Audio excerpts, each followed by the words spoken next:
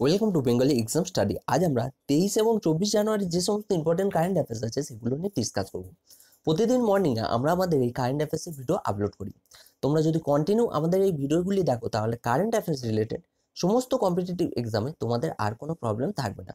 এই ভিডিওর PDF link তোমরা ডিসক্রিপশন বক্সে পেয়ে যাবে। ডিসক্রিপশন বক্সে আমাদের ফেসবুক পেজের লিঙ্ক দেওয়া আছে এবং টেলিগ্রাম চ্যানেলেরও লিঙ্ক দেওয়া আছে, সেখান দিয়ে তোমরা আমাদের সাথে যুক্ত হতে পারবে।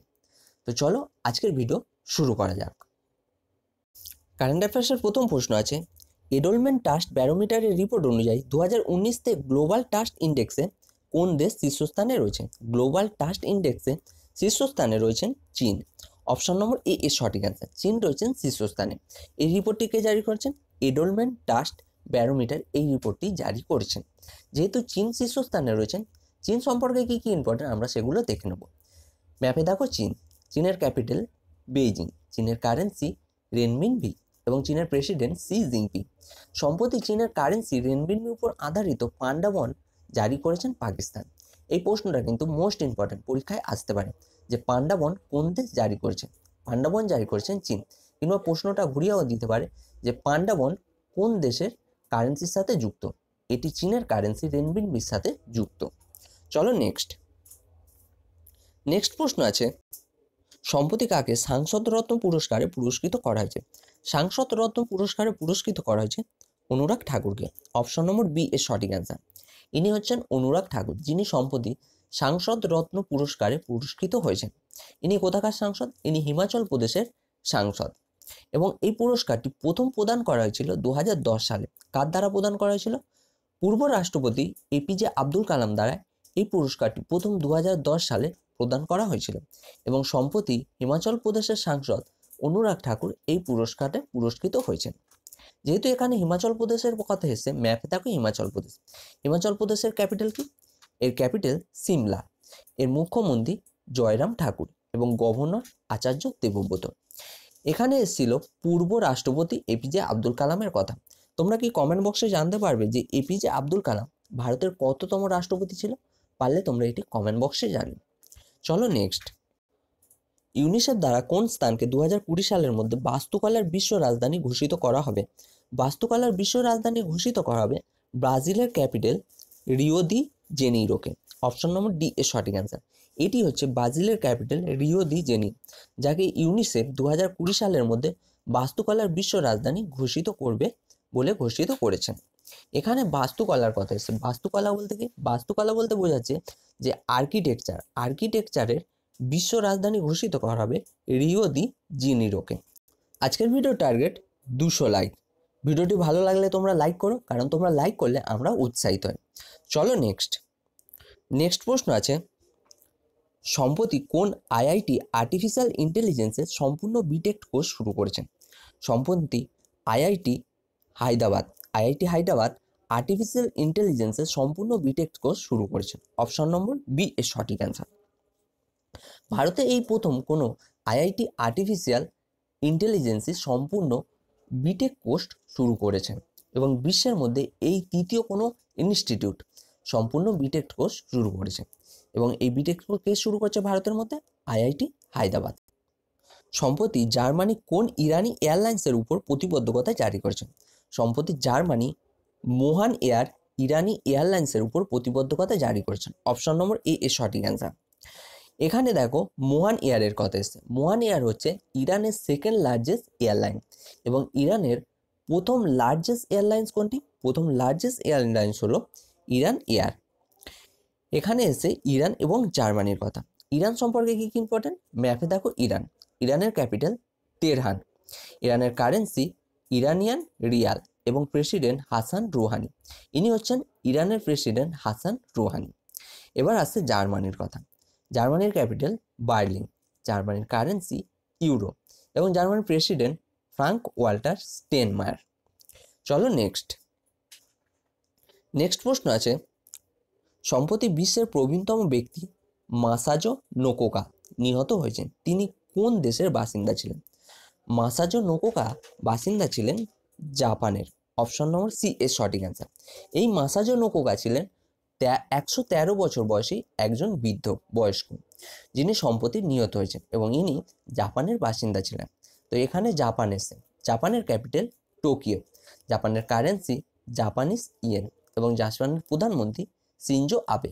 এবং জাপান দিয়ে একটি প্রশ্ন পরীক্ষায় এসে থাকে, জাপানের সাংসদের নাম কি? জাপানের সাংসদ ডায়েট। চলো নেক্সট প্রশ্ন আছে, সম্প্রতি ওমেন ভয়েস অ্যাওয়ার্ড কে জিতেছেন? ওমেন ভয়েস অ্যাওয়ার্ড জিতেছেন Ranjani Murali. Option number D এর সঠিক অ্যান্সার। ইনি হচ্ছেন রঞ্জনী মুরলি, যিনি সম্প্রতি ওমেন ভয়েস অ্যাওয়ার্ড জিতেছেন। এই অ্যাওয়ার্ডটি এপিজে কলকাতা লিটারারি ফেস্টিভ্যালে রজনী মুরলিকে ওমেন ভয়েস অ্যাওয়ার্ডে সম্মানিত করা হয়েছে এবং রজনী মুরলি ব্ল্যাড স্কিন নামক পুস্তকও লিখেছেন। চলো নেক্সট প্রশ্ন আছে, সম্প্রতি 23 জানুয়ারিতে নেতাজি সুভাষচন্দ্র বসুর কততম জন্মবার্ষিকী পালন করা হয়েছে? 23 জানুয়ারিতে নেতাজি সুভাষচন্দ্র বসুর 122তম জন্মবার্ষিকী পালন করা হয়েছে। অপশন নম্বর এ এর সঠিক অ্যান্সার। 122তম জন্মবার্ষিকী পালন করা হয়েছে নেতাজি সুভাষচন্দ্র বসুর 23 জানুয়ারিতে। এখানে দেখো নেতাজি সুভাষচন্দ্র বসুর কথা এসে, সম্প্রতি নেতাজি সুভাষচন্দ্র বসুর নামে 3টি দ্বীপের নাম পরিবর্তন করা হয়েছে। সেই দ্বীপ 3টি কোথায় অবস্থিত? সেই দ্বীপ 3টি অবস্থিত আন্দামান নিকোবরে। 3টি দ্বীপ কি কি? রস দ্বীপ, নীল দ্বীপ এবং হ্যাভলক দ্বীপ। রস দ্বীপের নাম পরিবর্তন করা হয়েছে নেতাজি সুভাষচন্দ্র বোস দ্বীপ। নীল দ্বীপের নাম পরিবর্তন করা হয়েছে শহীদ দ্বীপ এবং হ্যাভলক দ্বীপের নাম পরিবর্তন করা হয়েছে স্বরাজ দ্বীপ। এই 3টি দ্বীপের নাম কিন্তু অবশ্যই তোমরা মনে রাখবে, কারণ এই 3টি দ্বীপ দিয়ে প্রায় পরীক্ষায় প্রশ্ন আসছে এবং সম্প্রতি যে পরীক্ষা আসতে চলেছে পিএসসি ফুড এসআই, এই 3টি প্রশ্নের মধ্যে যে কোনো একটি প্রশ্ন আসতে পারে। চলো নেক্সট প্রশ্ন আছে, সম্প্রতি আরব আর্থিক ও সামাজিক বিকাশ সম্মেলনের কোথায় আয়োজিত হয়েছে? এই সম্মেলনটি আয়োজিত হয়েছে বেরুতে। অপশন নম্বর বি এর সঠিক অ্যান্সার। লেবনানের রাজধানী বেরুতে এই সম্মেলনটি আয়োজিত হয়েছে। চলো সম্প্রতি ক্রিস্টিলের রিপোর্ট অনুযায়ী জিএসডিপিতে কোন রাজ্য শীর্ষে রয়েছে? জিএসডিপিতে শীর্ষস্থানে রয়েছেন বিহার। অপশন নম্বর ডি এর সঠিক অ্যান্সার। জিএসডিপির ফুল ফর্ম কি? Gross state domestic product. আমি আর একবার বলছি, পারলে তোমরা লিখে নাও। কি এর full form? Gross state domestic product. শীর্ষস্থানে রয়েছেন বিহার। তাহলে সেকেন্ড স্থানে কে রয়েছেন? সেকেন্ড স্থানে রয়েছেন অন্ধ্রপ্রদেশ এবং থার্ড স্থানে রয়েছেন গুজরাট। প্রথম স্থানে যেহেতু রয়েছেন বিহার, ম্যাপে দেখো বিহারের ক্যাপিটাল পাটনা, এর মুখ্যমন্ত্রী নীতিশ কুমার এবং গভর্নর লালজি টন্ডন। চলো নেক্সট প্রশ্ন আছে, সম্প্রতি সুভাষচন্দ্র বসুর মিউজিয়ামের উদ্ঘাটন কে করেছেন? এই মিউজিয়ামটির উদ্ঘাটন করেছেন বর্তমান ভারতের প্রধানমন্ত্রী নরেন্দ্র মোদী। এই মিউজিয়ামটির উদ্ঘাটন করেছেন। অপশন নম্বর সি এর সঠিক অ্যান্সার। এই মিউজিয়ামটির উদ্ঘাটন কোথায় করা হয়েছে? এটির উদ্ঘাটন করা হয়েছে দিল্লির রেড ফোর্টে নেতাজি সুভাষচন্দ্র বোসের মিউজিয়ামের উদ্ঘাটন করা হয়েছে এবং এটির উদ্ঘাটন করেছেন বর্তমান ভারতের প্রধানমন্ত্রী নরেন্দ্র মোদী। এটির উদ্ঘাটন করেছেন। চলো নেক্সট প্রশ্ন আছে, সম্প্রতি তামাক নিয়ন্ত্রণের উপর ভারত কোন দেশের সাথে চুক্তি হস্তান্তর করেছেন?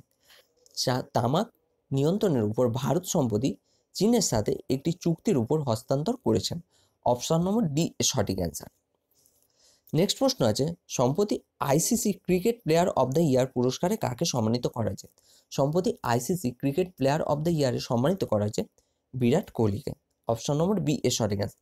বিরাট কোহলিকে এই সম্মানে সম্মানিত করা হয়েছে এবং সম্প্রতি Virat Kohli ODI cricket of the ইয়ারও পেয়েছেন এবং ক্রিকেটার অব দ্য ইয়ার পুরস্কারেও পুরস্কৃত হয়েছেন। এবার এখানে যেহেতু আইসিসির কথা এসছে, আইসিসির ফুল ফর্ম পরীক্ষায় জিজ্ঞাসা করে থাকে। কি এর full form? International cricket council, যেটি স্থাপিত হয়েছিল 1909-এ এবং এর হেডকোয়ার্টার দুবাইতে অবস্থিত। এবং মোস্ট ইম্পর্টেন্ট প্রশ্ন, এর চেয়ারম্যান কি? এর চেয়ারম্যান শশাঙ্ক মনোহর এবং এর নিউ সিইও কে নিযুক্ত হয়েছেন? নিউ সিইও নিযুক্ত হয়েছেন মনু সাহানি। মনু সাহানি আইসিসির নিউ সিইও নিযুক্ত হয়েছেন। চলো নেক্সট প্রশ্ন আছে, সম্প্রতি সিইআরসি এর সদস্য কে নিযুক্ত হয়েছেন? সিইআরসির সদস্য নিযুক্ত হয়েছেন কে? ইন্দুশেখর ঝা। ইন্দুশেখর ঝা এর সদস্য নিযুক্ত হয়েছেন। অপশন নম্বর এ এর সঠিক অ্যান্সার। ইন্দুশেখর ঝা এর সদস্য নিযুক্ত হয়েছেন। ইনি হচ্ছেন ইন্দুশেখর ঝা, যিনি সিইআরসির সদস্য নিযুক্ত হয়েছেন। সিইআরসির ফুল ফর্ম কি? Central electricity regulatory commission. চলো নেক্সট প্রশ্ন আছে, সম্প্রতি ক্রিস্টোফ ডাবায়ার কোন দেশের প্রধানমন্ত্রী নিযুক্ত হয়েছেন? ক্রিস্টোফ ডাবায়ার কোন দেশের প্রধানমন্ত্রী নিযুক্ত? ইনি বুর্কিনা ফাসোর প্রধানমন্ত্রী নিযুক্ত হয়েছেন। অপশন নম্বর ডি এর সঠিক অ্যান্সার। বুর্কিনা ফাসোর প্রধানমন্ত্রী নিযুক্ত হয়েছেন ক্রিস্টোফ ডাবায়ার। এখানে এসছে বুর্কিনা ফাসো, ম্যাপে দেখো বুর্কিনা ফাসো। বুর্কিনা ফাসোর ক্যাপিটাল উগাদুগু, এর কারেন্সি সাউথ আফ্রিকান ফ্র্যাঙ্ক এবং এর নতুন প্রধানমন্ত্রী নিযুক্ত হয়েছেন ক্রিস্টোফ ডাবায়ার। চলো নেক্সট প্রশ্ন আছে, 15তম ভারতীয় প্রবাসী দিবসের মুখ্য অতিথি কে ছিলেন? 15তম ভারতীয় প্রবাসী দিবসের মুখ্য অতিথি ছিলেন প্রবীন্দ জুগনাউত। অপশন নম্বর সি এর সঠিক অ্যান্সার। মরিশাসের প্রধানমন্ত্রী প্রবীন্দ জুগনাউত এর মুখ্য অতিথি ছিলেন। এই প্রবাসী দিবসটির উদ্ঘাটন কে করেছেন? এর উদ্ঘাটন করেছিলেন বর্তমান ভারতের প্রধানমন্ত্রী নরেন্দ্র মোদী এটির উদ্ঘাটন করেছিলেন। এবার যেহেতু মরিশাসের কথা এসেছে, ম্যাপে দেখো মরিশাসের ক্যাপিটাল পোর্ট লুইস, এর কারেন্সি মরিশাস রুপি এবং মরিশাসের প্রধানমন্ত্রী প্রবীন্দ জুগনাউত। এবং মোস্ট ইম্পর্টেন্ট প্রশ্ন, যে 15তম ভারতীয় প্রবাসী দিবসের থিম কি? এর থিম পরীক্ষায় আসতে পারে। এর theme role of India diaspora in building new India. আমি আরেকবার বলছি, পারলে তোমার খাতায় লিখে নাও। কি এর theme? Role of India diaspora in building new India. চলো নেক্সট প্রশ্ন আছে, সম্প্রতি WEF এর বার্ষিক বৈঠক কোথায় শুরু হয়েছে? এর বার্ষিক বৈঠক শুরু হয়েছে সুইজারল্যান্ডে। অপশন নম্বর বি এর সঠিক অ্যান্সার। সুইজারল্যান্ডে WEF এর বার্ষিক বৈঠক শুরু হয়েছে। এখানে এসে WEF এর ফুল ফর্ম কি? ওয়ার্ল্ড ইকোনমিক ফোরাম, যেটি স্থাপিত হয়েছিল 1971-এ। এর হেডকোয়ার্টার জেনেভাতে অবস্থিত এবং এর মোটো কি? এর motto committed to improving the state of the world. কি এর motto? Committed to improving the state of the world. এই প্রশ্নটা দিয়ে আমরা এতটাই জানতে পারি। চলো নেক্সট আছে তোমাদের জন্য লাস্ট ভিডিওর কোশ্চেন আনসার। লাস্ট ভিডিওর প্রশ্ন ছিল, সম্প্রতি BES এক্সপো 2019 কোথায় শুরু হয়েছে? এটি শুরু হয়েছে নতুন দিল্লিতে। অপশন নম্বর ডি এর সঠিক অ্যান্সার। প্রায় সবাই এই প্রশ্নের সঠিক অ্যান্সার দিয়েছ। এবার আমরা দেখে নেবো তোমাদের জন্য কোশ্চেন অফ দ্য ডে কি প্রশ্ন আছে। কোশ্চেন অফ দ্য ডে তোমাদের জন্য দুটি প্রশ্ন আছে। কি? প্রথম প্রশ্ন আছে, সম্প্রতি শেখ সাউদ আন্তর্জাতিক পুরস্কারে কাকে সম্মানিত করা হবে বলে ঘোষিত করা হয়েছে? এবং সেকেন্ড প্রশ্ন আছে, DDRS এর জন্য ক্ষেত্রীয় সম্মেলন কোথায় আয়োজিত হয়েছে? তো দুটি প্রশ্নের অ্যান্সার তোমরা কমেন্ট বক্সে জানিও। আর প্রশ্ন দুটি সম্পর্কে যদি তোমরা ডিটেলসে জানো, অবশ্যই ডিটেলসে অ্যান্সার জানিও। আর ভিডিওটি যদি তোমাদের ভালো লাগে, নিচে লাইক বাটন আছে, লাইক করো, কারণ তোমরা লাইক করলে আমরা উৎসাহিত হই। এবং শেয়ার বাটন আছে, শেয়ার করো, শেয়ার করলে অন্যান্য স্টুডেন্টদেরও হেল্প হয়। আর তোমরা যদি আমাদের চ্যানেলে নতুন হয়ে থাকো, নিচে দেখো লাল মতো সাবস্ক্রাইব বাটন আছে, সাবস্ক্রাইব করে নিও এবং লেটেস্ট ভিডিওর আপডেট পাওয়ার জন্য পাশে থাকা বেল আইকনটিতে অবশ্যই ক্লিক করে দিও, কারণ বেল আইকনে ক্লিক করলে তবেই কিন্তু তোমরা লেটেস্ট ভিডিওর আপডেট পাবে। তো আজকের মতো ভিডিও এই পর্যন্তই, আবার কালকে দেখা হবে। ধন্যবাদ।